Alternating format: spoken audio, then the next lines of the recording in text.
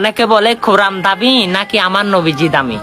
কোরআন বলে নবী যখন মক্কায় আমি কোরআন তখন মক্কায় চলে গিয়েছি, নবী যখন মদিনায় আমি কোরআন তখন মদিনায় চলে গিয়েছি, নবী যখন রাস্তায় আমি কোরআন রাস্তায় চলে গিয়েছি, নবী যখন বিছানায় আমি কোরআন বিছানায় চলে গিয়েছি।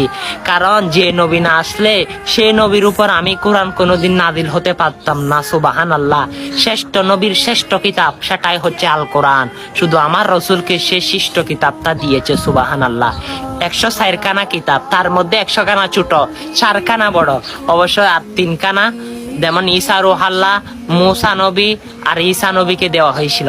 আল্লাহ আল কোরআন শ্রেষ্ঠ কিতাবটা দিয়েছে আমার রসুলকে। সুবহানাল্লাহ।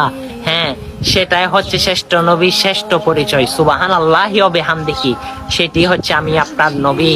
হ্যাঁ, এই ভিডিওটা পৌঁছে দিয়ে অনেক মানুষ আপনার কারণে এই বার্তাটা জানতে পারবে, অবশ্যই অনেক কিছু শিক্ষা গ্রহণ করতে পারবে। আমিন।